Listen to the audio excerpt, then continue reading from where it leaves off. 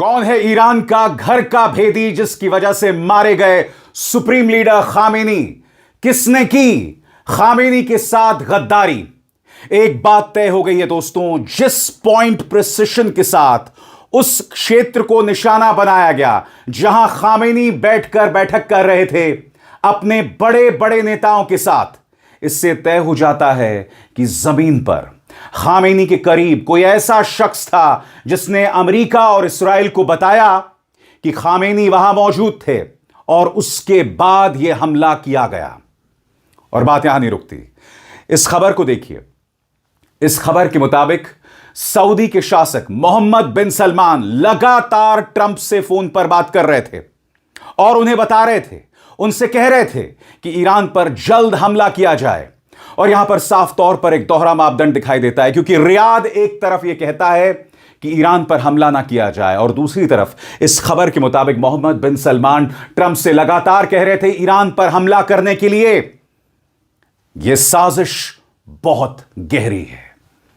इस कार्यक्रम के अंत तक आपको रहने की जरूरत है, क्योंकि आज मैं आपके सामने एक एक करके तमाम परतें उधेड़ूंगा, तमाम तार आपके सामने होंगी। मगर मैं सबसे पहले आपको बता दूं कि यहां भारत में शिया मुसलमानों में सुप्रीम लीडर खामेनी की मौत को लेकर जबरदस्त शोक है। जैसे कि आप देख सकते हैं यहां पर लखनऊ का नजारा, जहां लोग सड़कों पर उतर रहे हैं और प्रदर्शन कर रहे हैं। मैं एक बात स्पष्ट कर दूं, इसे कई लोग हिंदू मुस्लिम करना चाहेंगे, मगर आपको समझना पड़ेगा कि सुप्रीम लीडर का लगभग वही दर्जा है जो ईसाइयों के लिए पोप का दर्जा होता है। इसलिए लोग शोकाकुल हैं। इसलिए जैसे कि आप देख सकते हैं लखनऊ में लोग जो हैं वो सड़कों पर उतर रहे हैं। और बात सिर्फ लखनऊ की नहीं है, जैसे कि आप देख सकते हैं कश्मीर के अंदर भी मातम मनाया जा रहा है। उनकी शहादत पर लोग यहां शोकाकुल हैं, गमजदा हैं। मैं आपको बतलाऊंगा भारत से किस तरह की आवाजें उठ रही हैं, मगर बहुत जरूरी हो जाता है दोस्तों यह जानना कि आखिर कौन था वो घर का भेदी। उसके लिए मैं आपका ध्यान खींचना चाहूंगा रॉयटर्स की एक खबर की तरफ, और साथ ही अमेरिकी राष्ट्रपति डोनाल्ड ट्रंप ने क्या कहा। इन दोनों से स्पष्ट हो जाता है कि कहीं ना कहीं इन हमलों के पीछे कोई घर का भेदी था। किसी ने अमेरिका और इस्राएल को जानकारी दी जिसकी वजह से सुप्रीम लीडर खामेनी मारे गए। गौर फरमाएं रॉयटर्स की इस खबर। हमला ऐसे टाइम किया गया कि खामेनी मीटिंग के बीच में ही निशाने पर आ जाएं। दो अमेरिकी सूत्रों के मुताबिक अमेरिका और इस्राएल ने अपना पहला अस्सलामुअलैकुम दोस्तों, ईरान किसी को नहीं छोड़ रहा, किसी को नहीं बख्श रहा। अभी तक कहा जा रहा है कि 200 से ज्यादा अमेरिकन फौजी मारे जा चुके हैं। दोस्तों ये कौन थे? ये वही फौजी थे जो अरब ममालिक में तैनात थे, बहरैन में तैनात थे, रियाज में तैनात थे दोस्तों, सऊदी अरब के और कतर में। तो ये कहा जा रहा है कि सबसे बड़ी जो बेस थी दोस्तों उसकी धज्जियां उड़ा दी हैं। इतनी खतरनाक तबाही हुई है। अब अमेरिका क्या कर रहा है? अमेरिका ये सोच रहा है कि ये ईरानी मिसाइल हमारे अंदर घुस कैसे रहे हैं, हमारे ये डिफेंस सिस्टम क्यों इन्हें रोक नहीं पा रहे। दोस्तों वजह साफ है, क्योंकि ईरान इस्तेमाल कर रहा है हाइपरसोनिक मिसाइल, और हाइपरसोनिक मिसाइल को अभी तक रोकने का कोई भी एयर डिफेंस सिस्टम दुनिया में बना ही नहीं है। S-500 के बारे में कहा जा रहा था कि वो रोक सकता है, लेकिन यूक्रेन के सामने दोस्तों वो भी बिल्कुल नाकाम साबित हुआ है। यानी दुनिया में ऐसे सिस्टम ही नहीं है जो ईरानी मिसाइल को रोक सके। हमला ठीक उसी समय किया जब खामेनी अपने शीर्ष सलाहकारों के साथ बैठक कर रहे थे। इस्राएली अधिकारियों का दावा है कि इस हमले में खामेनी के साथ पूर्व नेशनल सिक्योरिटी काउंसिल सचिव अली शामखानी और IRGC कमांडर मोहम्मद पाकपोर भी मारे गए। दो ईरानी सूत्रों ने भी पुष्टि की है कि जब बम गिरने शुरू हुए तब खामेनी, शामखानी और सिक्योरिटी काउंसिल के सचिव अली लरजानी के साथ बैठे हुए थे। इसका मतलब साफ है, किसी को बिल्कुल सटीक जानकारी थी कि सुप्रीम लीडर कहां होंगे, किसके साथ होंगे और हमला कब करना है। ऐसी जानकारी सिर्फ सैटेलाइट तस्वीरों से नहीं मिलती है, इसके लिए अंदर से कोई सूचना देने वाला होना चाहिए। यही सवाल किया जा रहा है कि क्या खामेनी के लोकेशन के लिए किसी ने टिप ऑफ दिया, क्या किसी ने गद्दारी की? इन तमाम सवालात के जवाब मैं आपके सामने लेकर आया दोस्तों, क्योंकि यह अपने आप में इस पूरे मामले को निहायत ही खतरनाक और दिलचस्प बना देता है। सबसे पहले मैं आपका ध्यान खींचना चाहूंगा कि इस मुद्दे पर आधिकारिक रिपोर्ट्स क्या कहती हैं। गौर फरमाइए। अमेरिकी और इस्राएली सूत्रों के मुताबिक हमला उस वक्त टाइम किया गया जब इंटेलिजेंस से पता चला कि खामेनी अपने टॉप सुरक्षा सलाहकारों के साथ मीटिंग में थे। जैसे ही मीटिंग का समय कंफर्म हुआ, ऑपरेशन को आगे बढ़ाया गया और पहले ही वेव में उनकी सुरक्षित ठिकाने पर हमला कर दिया गया। बयानबाजी में यह साफ हो गया कि उन्हें हमारी उन्नत ट्रैफिक और इंटेलिजेंस से बचने का मौका नहीं मिला, जिससे लगता है कि सिग्नल इंटेलिजेंस, सैटेलाइट, ड्रोन और पहले से की गई नेटवर्क घुसपैठ का इस्तेमाल हुआ। किसी भी बड़ी मीडिया रिपोर्ट ने सीधे यह नहीं कहा कि उनके सबसे करीबी सर्कल में से किसी ने धोखा दिया है। मगर मैं आपका ध्यान दो चीजों की तरफ खींचना चाहूंगा। सबसे पहले अमेरिकी राष्ट्रपति डोनाल्ड ट्रंप का बयान। डोनाल्ड ट्रंप ने बार बार कहा है कि हमारी इंटेलिजेंस से खामेनी बच नहीं पाए, और इसके चंद मिनटों बाद पहला हमला होता है खामेनी जहां पर मीटिंग कर रहे होते हैं। गौर फरमाया जाए ट्रंप ने क्या कहा, और जैसे मैंने बताया पहला हमला कहीं और नहीं, खामेनी जहां पर थे वहां हमला किया गया। क्यों?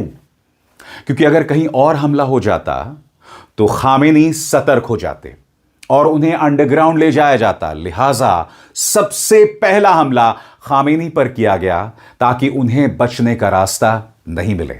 आगे गौर फरमाएं। और अब मैं आपके सामने अलग अलग थ्योरीज पेश कर रहा हूं। सबसे पहली थ्योरी, लंबे समय की घुसपैठ, हाई टेक जासूसी। माना जा रहा है कि सालों से इस्राएल यानी मोसाद और अन्य एजेंसियों ने ईरान के सिस्टम में गहरी पैठ बनाई हुई है। आईआरजीसी, सुरक्षा मंत्रालय और न्यूक्लियर नेटवर्क में भी पहले भी सेंध लग चुकी है। इसलिए संभव है कि यह हमला अचानक की गई गद्दारी नहीं, बल्कि सालों की तैयारी और निगरानी का नतीजा हो। दूसरा, व्यापक नेतृत्व ढांचे के अंदर से लीक। जैसे मैंने कहा, घर का भेदी। गौर फरमाइए, कुछ एनालिस्ट का मानना है कि आईआरजीसी या सुप्रीम नेशनल सिक्योरिटी काउंसिल के किसी स्तर से मीटिंग का सटीक समय लीक हुआ हो सकता है, क्योंकि रिपोर्ट्स कहती हैं कि मीटिंग का समय बदला गया था और उसी के अनुसार हमला एडजस्ट किया गया। इससे शक होता है कि किसी के पास लगभग रियल टाइम जानकारी थी।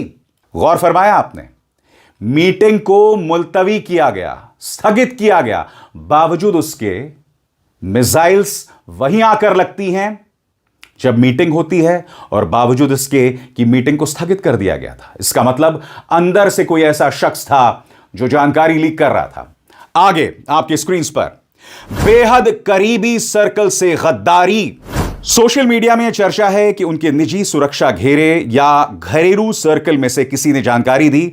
यह थ्योरी इस वजह से भी चल रही है कि केवल बहुत कम लोगों को उनकी सटीक लोकेशन का पता था, लेकिन किसी भी बड़े अंतरराष्ट्रीय मीडिया ने इस बात का जिक्र नहीं किया है। इसके अलावा हो सकता है कि इसमें कोई इंसानी लीक ना हो, यानी कि यह पूरी तरह से तकनीकी जानकारी के आधार पर हुआ। और इस बारे में हमें क्या मालूम है? गौर फरमाइए, पूरी तरह तकनीकी निगरानी बिना किसी इंसानी लीक के। एक नजरिया यह भी है कि आधुनिक signal intelligence, Meta data trafficking, काफिले का मूवमेंट, एयर डिफेंस पैटर्न और कम्युनिकेशंस एनालिसिस से यह पता लगाया गया हो। तो बड़ा सवाल, क्या अंदर से किसी ने खामेनी को बेच दिया, उनकी सुरक्षा को बेच दिया? यह सवाल बहुत अहम है। संभावना से इनकार नहीं किया जा सकता। ईरान के इतिहास में सिस्टम के अंदर घुसपैठ पहले भी हुई है, लेकिन अभी तक कोई ऐसा ठोस सत्यापित सबूत नहीं है कि खामेनी के सबसे करीबी सर्कल के किसी खास व्यक्ति ने उन्हें धोखा दिया है। और आगे बढ़ने से पहले एक जरूरी संदेश, मेरे कार्यक्रमों के लिए आप नोटिफिकेशन का इंतजार मत कीजिए। मेरे चैनल में जाइए और खुद जाकर कार्यक्रम देखिए और रहिए अपडेटेड। मगर अब इस खबर का एक दूसरा पहलू है। दूसरा पहलू है कि अमेरिकन और इजरायली इंटेलिजेंस इस बारे में कैसे काम कर रहे थे, क्योंकि अमेरिकन और इजरायली इंटेलिजेंस यानी CIA और मोसाद आज से काम नहीं कर रहे थे। खामेनी की लोकेशन को लेकर लगातार ट्रैकिंग की जा रही थी। याद कीजिएगा, जब 12 दिन की जंग चली थी तब खामेनी पर एक नहीं, दो नहीं, तीन बार हमले किए गए थे। 3 बार हमले किए गए थे। उसके बाद लगातार इस तरह की खबरें आती रही कि वो बंकर के अंदर छुप गए। यानी कि इन तमाम खबरों से इस्राएली और अमेरिकन इंटेलिजेंस को पता चल रहा था कि उनका मूवमेंट क्या था, और उसके आधार पर यह हमला किया गया। गौर फरमाइए। नंबर 1, सालों के पैटर्न ऑफ लाइफ ट्रैकिंग। अमेरिकी और इस्राएली इंटेलिजेंस लंबे समय से खामेनी की मूवमेंट, उनकी सुरक्षा आदतों और मीटिंग स्केड्यूल का अध्ययन कर रही थी। सैटेलाइट, ड्रोन, अन्य इंटेलिजेंस, सर्विलांस, रिकॉनेसांस सिस्टम और मानव स्रोतों से जानकारी जुटाई जाती रही। माना जाता है कि एजेंसीज को पता था कि वे किन कॉम्पाउंड्स में रहते या मीटिंग करते थे। दूसरा, एक दुर्लभ नेतृत्व बैठक की जानकारी। और यह कैसे हुआ? रिपोर्ट्स कहती हैं कि हमला खासतौर से उस मीटिंग को निशाना बनाने के लिए टाइम किया गया जिसमें खामेनी अपने अंदरूनी सुरक्षा सर्कल के साथ बैठे हुए थे। शुरू में माना जाता रहा कि मीटिंग शनिवार शाम को होगी, लेकिन इंटेलिजेंस ने पकड़ लिया कि उसे शनिवार सुबह शिफ्ट कर लिया गया। उसी के अनुसार स्ट्राइक का टाइम आगे कर दिया गया। और सबसे बड़ी बात, गौर फरमाएं, आखिरी पल की पुष्टि। और यही जीता जागता सबूत है कि खामेनी के आसपास कोई ऐसा शख्स था जो लगातार इस्राएल को बता रहा था।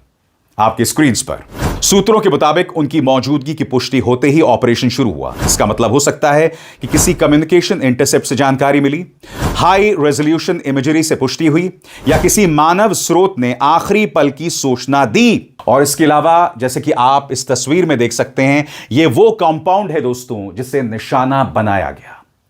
इसमें बाकायदा 2 जगहों पर हमला हुआ है।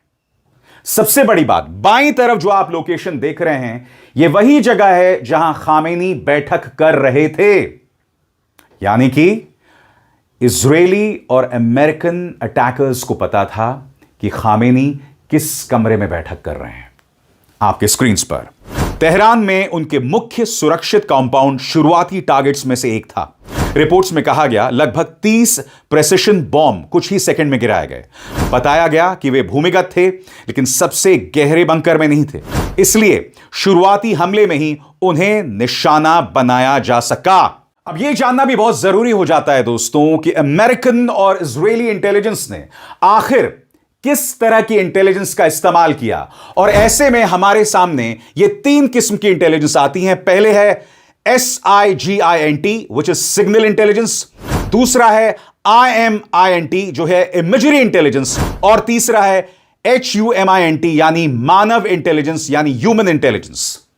और इस बारे में हमें क्या पता है आपकी स्क्रीन पर। सबसे पहले SIGINT यानी signal intelligence, encrypted phone, radio या नेटवर्क ट्रैफिक मॉनिटर करना। दूसरा इमेजरी इंटेलिजेंस यानी IMINT, सैटेलाइट और ड्रोन से काफिलों की मूवमेंट देखना। और तीसरा ह्यूमेंट यानी ह्यूमन इंटेलिजेंस, सुरक्षा या राजनीतिक सर्कल में पहले से मौजूद संपर्क। मगर एक बार फिर, अब भी वो क्या है जो छुपा हुआ है? अब भी वो क्या है जो रहस्यों से घिरा हुआ है? अब भी वो कौन है जिसने गद्दारी की और आगे भी करता रहेगा? क्योंकि आप जानते हैं दोस्तों, आगे उनकी जगह कोई और शख्स सुप्रीम लीडर बनने वाला है। ईरान या तो पूरी तरह से झुक जाए अमेरिका के सामने तो अलग बात है, मगर अगर ईरान अब भी लड़ता रहेगा, जो कि दिख रहा है कि लड़ने वाला है, तो जाहिर सी बात है यह गद्दार एक बार फिर अमेरिका और इस्राएल के काम आने वाला है। बहरहाल आप देख सकते हैं इस वक्त ईरान में किस तरह का हुजूम है, किस तरह से लोग सड़कों पर उतरे हुए हैं। मैं चाहूंगा आप इस लम्हे को देखें पूरे स्क्रीन पर।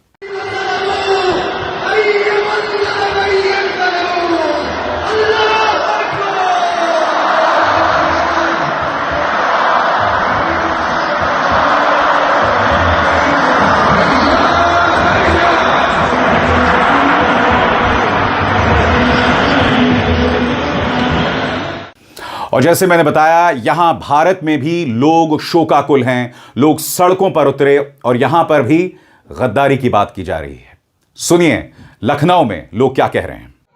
हम अपने खामेनी रहबर को, जिनको धोखे से मारा गया, जिनकी नस्लों में गद्दारी है, जिनकी नस्लों में धोखेबाजी है, उन्होंने धोखे से मारा मेरे खामेनी को। खामेनी मेरा शेर था, शेर, और कल भी शेर था, आज भी शेर है, कयामत तक शेर रहेगा। एक खामेनी मरेगा, 1000 खामेनी ऊपर। हम माँ ने बेटे जने हैं कुर्बानियां देने के लिए। लानत है अमेरिका और इसराइल पर लानत बेशुमार। ये यजीदी हैं, ये गद्दार हैं, ये धोखेबाज हैं, इनसे कभी वफा नहीं हो सकती है। इनकी नस्लें गद्दार हैं, धोखेबाज हैं।